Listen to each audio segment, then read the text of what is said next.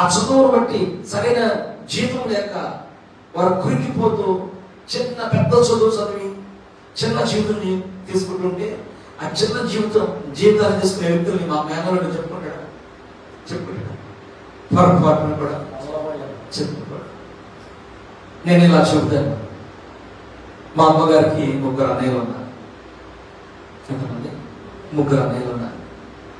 పెద్ద ఆయన వ్యవసాయ రైతు, 2 ఆయన రైతు, 3 ఆయన కూడా రైతు కావాల్సిన వ్యక్తి కాస్త స్కూల్ మాస్టర్ అవడం కారణం మా నాన్నగారు.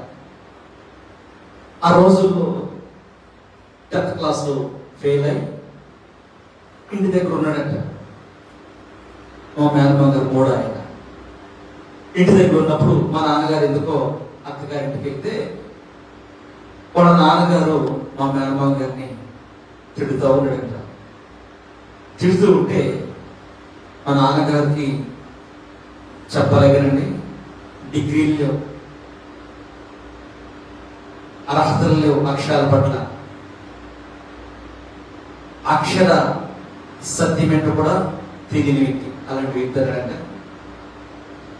అయ్యా నువ్వు బయలుదేరు, నేను తీసుకెళ్ళి మా ఊర్లో ప్రైవేట్ పెట్టి చదివిస్తానని ఆయన తీసుకుని వచ్చి ఆ రోజుల్లో 1986, 83, 84 సమయాలు తీసుకొచ్చి ఒక హిందీ మాస్టర్ దగ్గర 10th క్లాస్ ప్రైవేట్ పెట్టి ట్యూషన్ చదివిస్తే ఆయన పాస్ అయిన తర్వాత మా నాన్నగారికి మా అమ్మగారికి వాళ్ళంటే అంత ప్రేమ, మితిలేని ప్రేమ, కన్న బిడ్డలు కూడా దాచుకోలేనంత ప్రేమ, ఆ కుటుంబాలకి వారు చేయగలిగినంత సాయం చేశారు.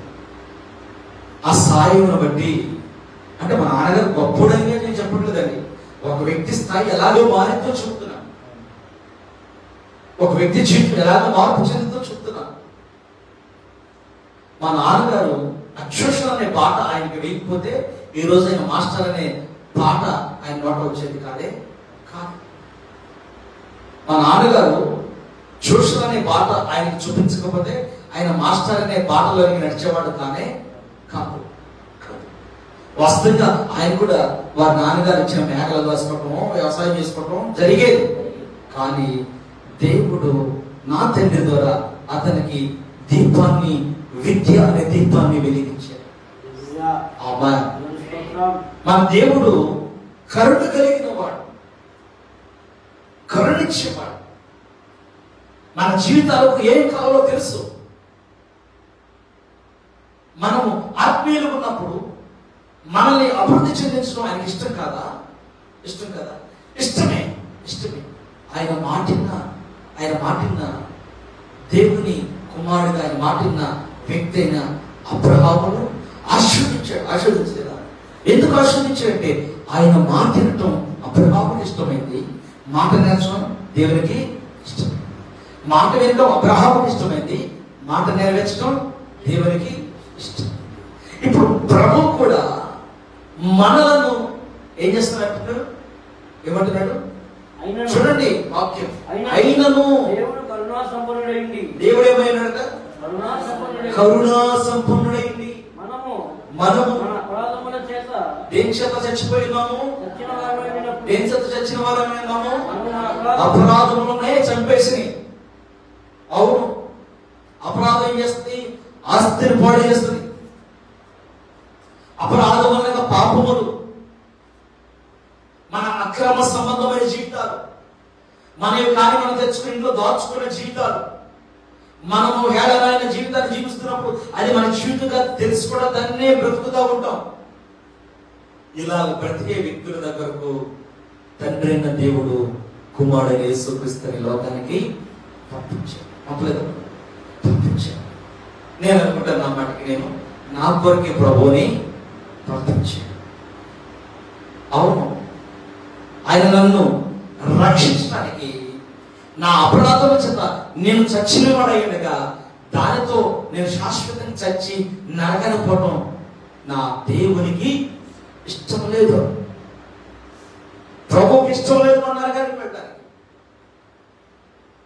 ఆయన ప్రేమించి తన కుమారుడు ప్రియకుమారుడు పంపించాడు. ఈ రోజుల్లో ఎలా ఉన్నారంటే ప్రజలు అవసరతల కొరకు ప్రార్థన చేస్తున్నారు, వారి అక్కల తీరుట కొరకు ప్రార్థన చేస్తున్నారు, వారు ఐశ్వర్యవంతుల కొరకు ప్రార్థన చేస్తున్నారు, వారి గర్భఫలాలు తెరవబట్ట కొరకు ప్రార్థన చేస్తున్నారు. దేవుని పిల్ల ఇది కాదు, ఇది కాదు. ఆశీర్వాదం సిద్ధంగానే ఉంది, కానీ దేని కొరకు ప్రార్థన చేయాలంటే నీ అపరాధములు క్షమించబడాలని ప్రార్థన చేయాలి. ఆమేన్. ఆయన ప్రార్థన చేస్తున్నాడు, తండ్రి ఆకాశం వైపు కనలెత్తులకు ఏం సరిపడలేదురా? ఏం సరిపడలేదు? ఏం సరిపడలేదు? ధైర్యం సరిపడలా. ఏమన్నా ఏం సరిపడలేదు? ధైర్యం సరిపడలా. దేని వైపు చూస్తానికి? అరే ఆకాశం వైపు చూస్తానికి ధైర్యం సరిపడలేదు. ఆకాశం ఏమన్నా పెద్ద సింహం ఉందా? పెద్ద పుల్లు ఉందా? కొన్ని ఆపం ఉందా? భయంకర జీవం ఉందా? ఏంటంటే ఆకాశం వైపు తన కన్నులతో ధైర్యం. ఆయనకు తెలిసింది నేను పాపిని అని. ఏం తెలిసింది? నేను పాపిని